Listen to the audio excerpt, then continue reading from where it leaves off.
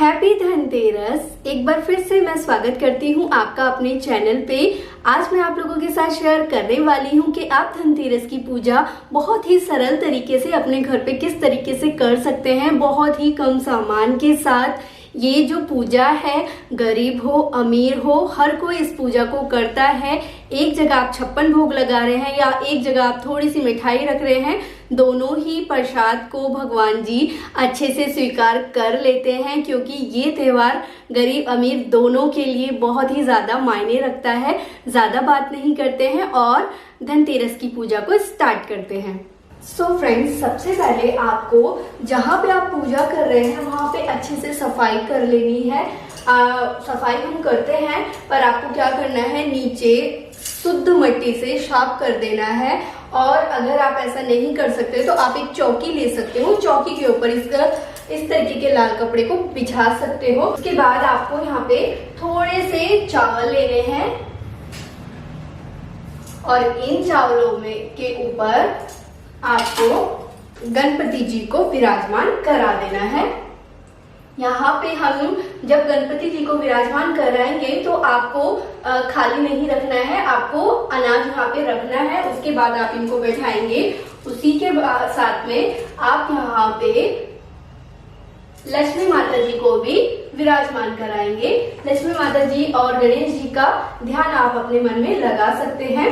उसके बाद जब आप इनको विराजमान करा रहे, उसके बाद आपको यहाँ पे पंचामृत लेना है। पंचामृत में मैंने चीनी, दूध, गंगा जल, पानी और दही का लिया है और एक पत्ता मैंने यहाँ पे तुलसी जी का डाला है।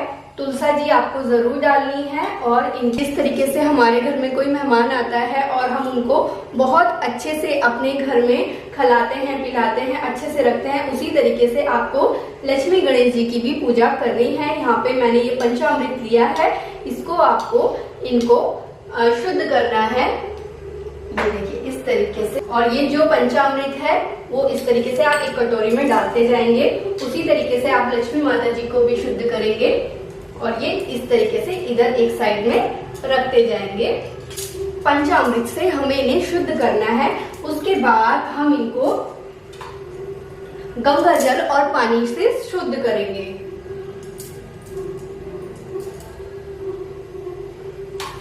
धनतेरस की पूजा में माता लक्ष्मी जी और गणेश जी की पूजा एक साथ होती है और कुबेर धनवंतरी जी की पूजा एक साथ होती है। सो मैंने यहाँ पे लक्ष्मी जी और गणेश जी को विराजमान करा दिया है। उसके बाद हम यहाँ पे लगाएंगे गणेश जी को तिलक, लक्ष्मी माता जी को चंदन का तिलक लगाएंगे और ये जो कलावा है इनको वस्त्र पहनाएंगे कलावे की मदद से।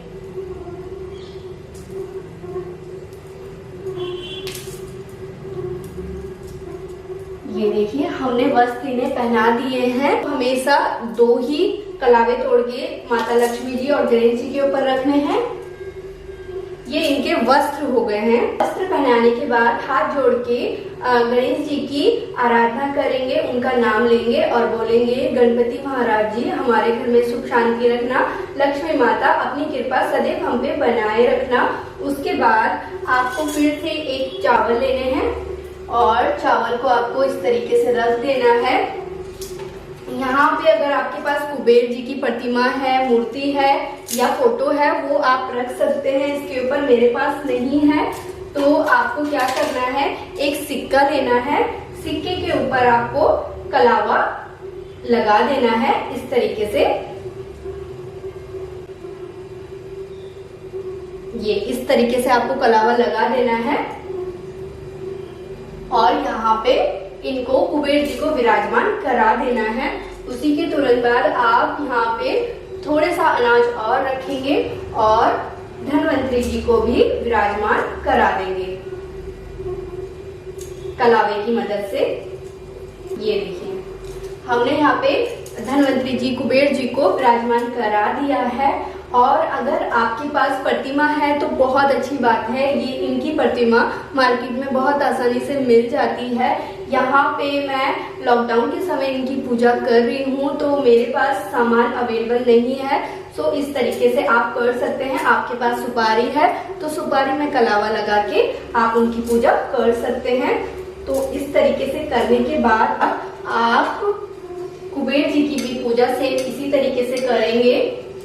ये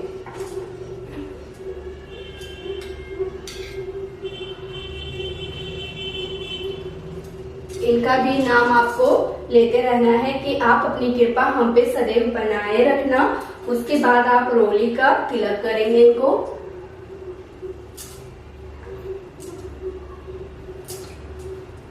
और गंगा जल से शुद्ध करेंगे और चारों कोने भी शुद्ध कर देंगे। उसके बाद आपको इलायची लेनी है और लौंग का जोड़ा लेना है। इन दोनों चीजों को यहाँ पे इनको अर्पण करना है हाथ जोड़ के और मन में जाप करना है धन्वंतरे नमः। इस तरीके से आपको कम से कम 108 बार जाप करना है। ओम धन धन्वंतरे नमः, ओम ओम धन्वंतरे नमः। और ऐसा करने के बाद आपको बोलना है कि हे भगवान जी, हमारे घर में आप अपनी कृपा सदैव सदैव बनाए रखना, हर अड़चन से हमें बचाए रखना। उसके बाद आपको यहाँ पे दिया जलाना है, सरसों के तेल का दिया जलाना है।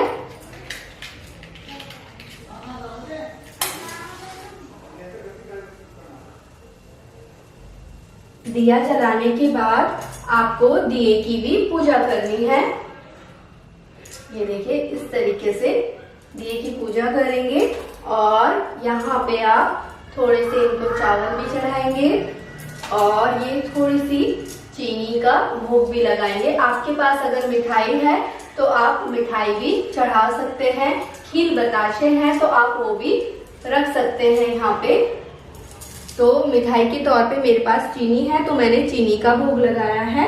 उसके बाद आपको तुलसा जी का ज्यादा ध्यान रखना है। तुलसा जी आपको जरूर चढ़ानी है यहाँ पे पूजा में और भगवान जी का जाप करते जाना है। इस पूजा के बाद आपको अपने घर में किस तरीके से दिए जलाए जाते हैं उस तरीके से आपको दिए जलाने हैं। किसी किसी के घर 13 दिए जलाए जाते हैं, 13 बाहर 13 अंदर। किसी के घर में 5 दिए जलाए जाते हैं, किसी के घर में 7 दिए जलाए जाते हैं। तो हमारे यहाँ पे 5 दिए जलाए जाते हैं इस तरीके से। ये देखिए ये 5 दिए हैं।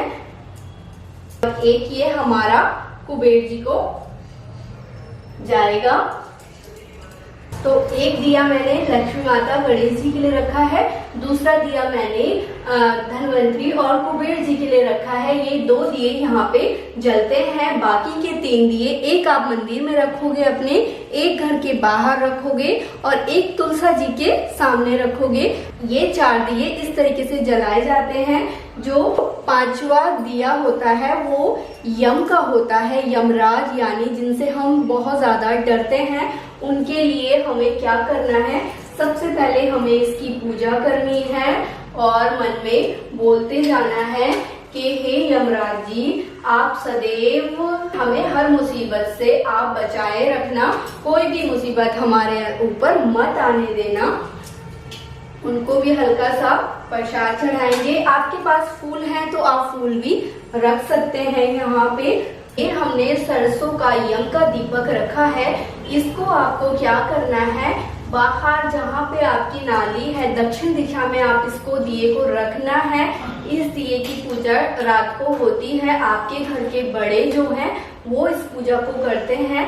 बस इसको जला के आपको दक्षिण दिशा की ओर रख के आ जाना है। आपके पास फूटी कौड़ी है तो आप इसमें कौड़ी रख सकते हैं, फूटी कौड़ी नहीं है तो खाली कौड़ी भी रख सकते हैं। वो दोनों चीजें मिलना बहुत मुश्किल होता है तो उसके हिसाब से आप यहाँ पे ये एक सिक्का रख सकते हैं। ये मैंने यहाँ पे सिक्का रख दिया है और आप इसको जब आपका पूरा परिवार आपके घर के अंदर हो, उसके बाद आपके घर का कोई बड़ा बुजुर्ग इस दिए को बाहर रख के जला के अंदर आ सकता है। आप लोग सोचोगे कि फिर इस दिए का क्या करना है, इस दिए का कुछ नहीं करना, आपको अंदर नहीं लेके आना है। इस दिए को वहीं छोड़ देना है, पर ये दिया आपके घर के बड़े ही जलाएंगे। तो ये यम का दिया है, जब आपकी फैमिली से पूरे लोग घर पे अंदर आ जाएं तभी आपको ये दिया बाहर ले जाके जलाना है। बहुत सारी जगहों में साथ अनाज भी इसमें डाले जाते हैं। अगर आपके यहाँ ऐसा होता है तो आप ऐसा कर सकते हैं। यहाँ पे मैंने फूटी कौड़ी के बदले में मैंने सिक्का डाल दिया है और प्रार्थना करनी है। इन सबको करने के बाद हे देवी देवता, हमारे से जो भी भूल चूक हो गई हो हमें माफ कर देना। जो भी सामग्री की कमी हमारे से रह गई हो हमें माफ कर देना। ऐसा बोलते हुए आपको यहाँ पे दक्षिणा रखनी है। और जो आपका मंदिर वाला दिया है उस दिए को आपको अपनी तिजोरी के पास लेके जाना है और हल्का सा आरती देनी है। वहाँ पे दिए को नहीं छोड़ के आना है और आरती देके इधर ले आना और माता रानी से प्रे करना, हे माता रानी हमेशा हमारे घर में लक्ष्मी आती रहे और धन की कभी कमी ना हो। और आपके घर में जितने लोग हैं उनको रोली का टीका आपको सभी को लगाना है, बच्चे हो या बड़े। और इसी तरीके से हमारी धनतेरस की पूजा हो जाती है। आप चाहे तो यहाँ पे अपना वॉलेट भी रख सकते हैं। पहले वॉलेट रखा जाता था बट अभी लोग नहीं रखते हैं, तो आप अपने पैसे भी यहाँ पे रख सकते हैं।